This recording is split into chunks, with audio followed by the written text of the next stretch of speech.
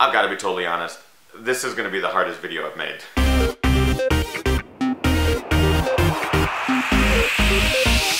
Ginger Runner. What's up everybody, Ethan Newberry here for another GingerRunner.com review. Well, more like a comparison. I've got two watches, the Garmin Fenix and the Suunto Ambit. This is a big one, friends. I'm really excited about this because both of these products are the top model in both of their categories. Adventure watches with GPS tracking abilities, barometers, altimeters. They've got it all, and these watches are the best of the best. Now here's the thing, I want to preface this by saying I am not DC Rainmaker. Those of you who are unfamiliar with who he is, he tests every sort of GPS tracking device for bikes, running, trekking, hiking, everything, and he does amazingly detailed reviews of all of those products.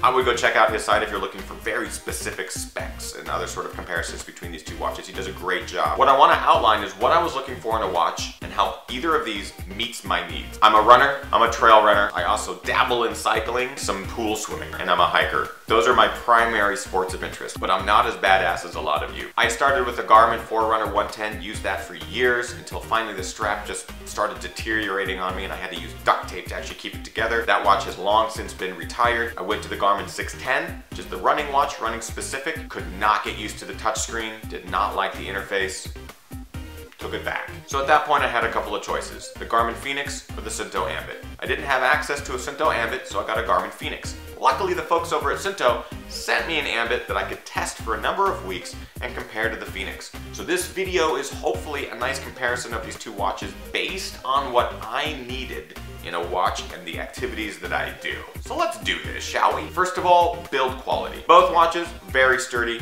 very solid watches. They're both waterproof. The difference right now that I'm seeing is that the Garmin Fenix fits on my wrist perfectly. And it's because the watch unit is separate from the straps. The straps are free to rotate and free to move, whereas the Ambit, the watch unit, comes in a curve, a predetermined curve, and the straps are unfortunately forced to follow that curve. So if you have an abnormally shaped wrist, which I'm guessing I do now, based off the fact that this doesn't necessarily fit my wrist very well, the Fenix will fit it because it sits on top of your wrist and allows the straps to flex and bend depending on the bones and curvature of your wrist. That's a huge factor for me, especially on longer races when you're out there for 6, 10, 15 hours. Whatever's going to be on your wrist is going to be there the entire time and you don't want any pain or discomfort. Both watches are super light. I think they're right around 2.9 ounces, a little bit lighter on the Ambit, but I really will tell you won't feel much of a difference. The Ambit can scratch pretty easily along the bezel. There's a bit of wear and tear there. I call it patina.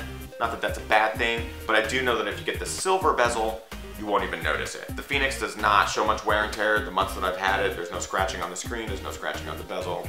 Holds up pretty well. The buttons on the Garmin, they tend to get stuck. I've had one button get stuck, you can't really depress it. Probably had goo or some sort of sticky substance on it. The Ambit, the buttons tend to depress fairly easily. If it's sitting around in a backpack and bumps up against something, you'll hear the beep. You can lock the Ambit screen, so it won't allow you to activate or deactivate the GPS sensor, which is good. But if you're trying to preserve battery life, that can be an issue. That's pretty much it as far as build quality, major differences. As far as interface is concerned, the Fenix, lower resolution screen, you're gonna get less items on the screen per page. One thing that I can't stand is that you're limited to 3 pieces of data per page. For me, on my watch, while I'm running or while I'm trail running, I want 4 items. I want distance, total elapsed time, speed, heart rate. Unfortunately, with the Garmin, you're only allowed 3 of those items on a page at a time, so you have to scroll between pages if you want different data. The 610 allows you 4 pieces of information. Why does this not allow that? I like that you can set up vibrate on the Garmin Fenix, so the watch will actually vibrate depending on different alerts that you want. The interface on the Fenix crashed on me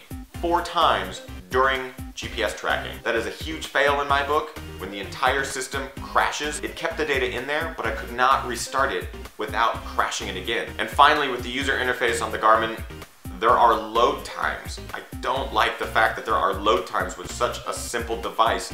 I don't want to have to press a button and wait for it to load? Come on! Now with the Ambit, the interface is really nice, it's really smooth, extremely fast. You don't have to worry about load times or anything like that. It's right there. You can have multi-views, so you can have 2 items that display whatever major piece of data that you want, whether it's elapsed time, distance, and then along the bottom you can scroll. You can stay on one page, but just scroll through those various items. It's very similar to the Garmin. It's a little bit more refined. I love that there's buttons for everything on this watch. You don't have to worry about holding down a button to start and stop. They're all just right there, easily accessible. I really enjoy the contrast and light inversion features where you can turn it from black and white to white and black, which is pretty neat. I never once had a single crash on the Ambit. It just worked. Now, a major feature with both these watches is their online interface and how they work with online tracking and uploading your tracks and profiles and adjusting the watch that way. So this time, let's start with the Ambit. The one thing I don't like about the Ambit is that it didn't work with my Ant Plus heart rate monitor. Now, I have a Garmin heart rate monitor, but the Ambit is said to be able to work with Ant Plus devices. That is an Ant Plus heart rate monitor.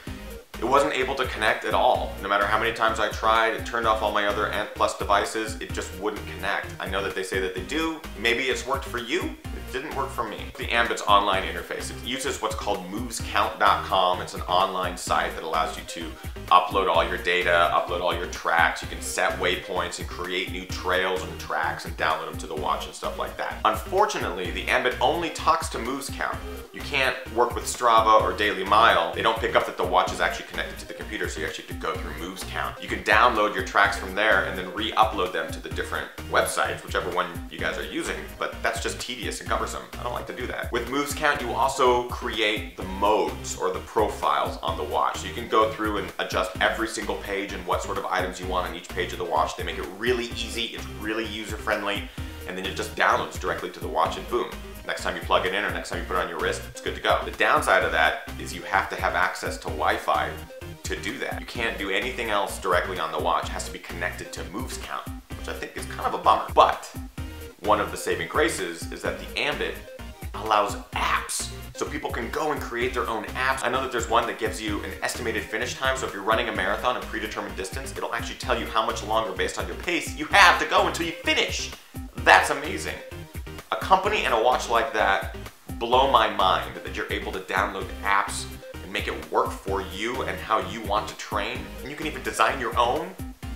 Boom, nailed it, Suunto. And finally, with the Ambit, Suunto has already said that they plan on making annual updates to this watch, maybe even more. They care about this watch, they care about the users who use it, and they want to continually update and make it better.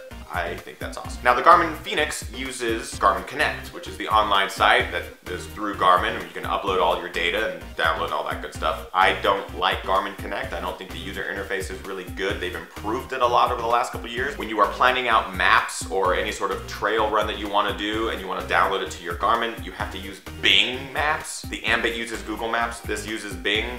Fail. I do like that the Garmin Fenix interacts directly with Strava, Daily Mile, all of those tracking sites. I think that's great. You don't have to rely on a Wi-Fi signal to change the settings on your watch or your profiles. You can do that all inside of the UI here. So now the question comes, do both watches meet my needs? Does either meet my needs better? And I'll say this, both watches are pretty comparable. As far as battery life is concerned, I've actually found that the Ambit lasts a little bit longer, but not by much. I haven't done much more than like a 15 or 20 hour track. Both watches say they can last up to 50 hours. I haven't pushed them to that limit yet, so I really can't speak on that, but I will say that both are pretty comparable. The Ambit, if not more, stronger battery, English bad. What about satellite connection? I've actually found that both watches are quick and not quick, depending on where you are, and actually really no factors determine one way or the other. Both watches claim to have quick connect, so if you were connecting to a satellite from the same location you ran from the day before or multiple days before, the watch should connect instantly. Both watches have actually failed on that attempt multiple times. As far as GPS tracking is concerned, I've actually found that the Garmin tracks a little bit longer, which is more accurate. They're both not. An example, I ran the Ray Miller 50K race. They claim it's a 32.1 mile track. Both watches failed to meet that distance. My Garmin said it was 30.7 miles. The Ambit said it was 29.7. So we're about a mile off here. It could have something to do with the altimeter or the GPS autocorrect. I am not quite sure. With altitude, both watches differed in their results as well. For example, if I start at 500 feet, I go for a run with 500 feet of elevation gain. By the time I return, I should be back at 500 feet above sea level. Both watches said otherwise. So honestly, looking at both watches, they're so similar in how they track data accurately and inaccurately that I wouldn't say one is better than the other based off of my experience with trail running and road running. So now the final question comes, which do I prefer? The Fenix costs $400 and the Ambit costs $500. If price is a factor, then go for the Fenix because it's $100 less. But you're dealing with some other issues here, right? The online interface, you're dealing with the user interface, the ability to expand the user interface, and which watch will be future-proof. The Ambit obviously has a huge community of people who are contributing apps to it, and Suunto is obviously updating this very frequently. Garmin less so. I feel like Garmin, anytime they update this watch, it's to catch up to whatever features the Ambit has. I will say that I had a blast with both. Thank you, Suunto, for providing me with the Ambit and giving it a good test drive. This thing is a beast. It's awesome. I understand why some of the best ultra runners in the world wear it and love it. If Garmin doesn't get their game together and fix any sort of crashing that I've been having with this watch, I'm going with the Suunto. So really what I'm trying to say is get out there and test these watches for yourself. If you are in the market for a $400 to $500 watch, it's expensive, but will get you out onto the trails and make you feel safe and secure with trails that you can actually track on here, which is a really cool feature, by the way, then try them out. Get one, try it on your wrist, see if it fits, take it out into the field, give it a shot, and then let me know in the comments below which one you like better. I know that there's fans for both watches and both companies. I'm of an open mind where I haven't really yet decided which watch I want. So if you guys have any experience with either, please in the comments below let me know. But again, do your research. Get out there and try them, guys. Both solid watches. Beasts. So that's it today, guys. I hope you enjoyed this gingerrunner.com comparison. If you did, like and favorite this video and share it with your friends. Again, I want to get a discussion going on which of these watches is better or which features you like using the most on either of them. Don't forget you can follow me on Twitter at @TheGingerRunner. Also on Facebook, facebook.com/TheGingerRunner. You can find me at my website, gingerrunner.com, and there is a new store where you can buy some cool Train Race beer and Ginger Runner gear there. So check that out. Again, you guys are fantastic. Subscribe to this channel, share it with your friends. Get outside, train hard, race harder, and party hardest. That's it from the watch front.